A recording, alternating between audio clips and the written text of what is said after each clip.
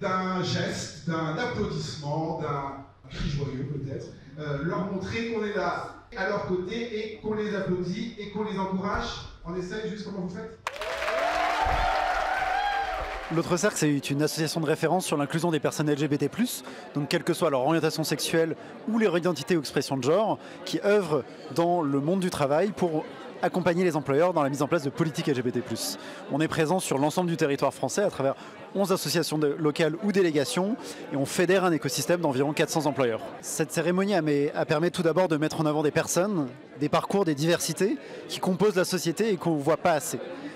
Et c'est rappelé aussi justement auprès des personnes qui composent ce backlash, des instances qui composent ce backlash ou qui sont tentées peut-être de revenir en arrière sur les valeurs qu'ils portent, sur les droits, sur l'égalité des droits, sur l'accessibilité des droits, que ces parcours existent dans notre société et qu'il faut les défendre. Aujourd'hui, être rôle modèle pour moi, c'est une manière déjà d'être reconnu par rapport aux actions que j'ai réalisées au sein de l'entreprise. C'est aussi une manière de donner de la voix aux personnes qui ont besoin d'être reconnues. Être soi-même, être LGBTQ+, dans la société dans laquelle on vit, ou en tout cas en ces temps un peu de vent contraire, c'est presque pas une option, c'est une nécessité d'être visible, visible au sein de mon entreprise, qui mène une politique en faveur de l'inclusion très volontariste, qui est très mobilisée en faveur de la communauté LGBTQ+.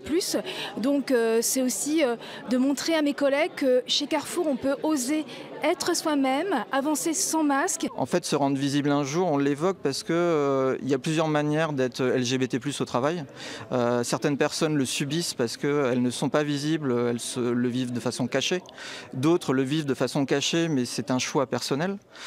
D'autres vont être visibles parce qu'ils auront choisi de faire leur coming out. Et d'autres ont fait leur coming out, mais le regrettent. Donc on doit travailler sur ces 4 dimensions.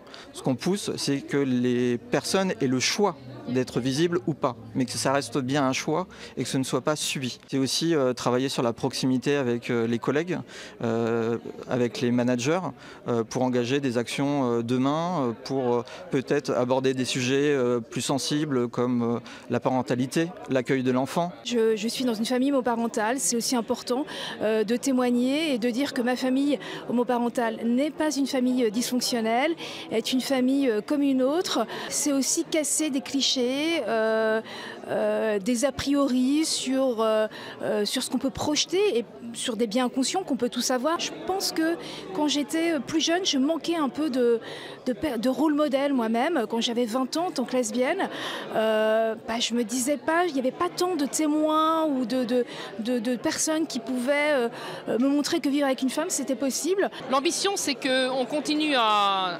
augmenter le nombre de rôles modèles, le nombre d'employeurs publics et privés qui s'investissent sur ces sujets.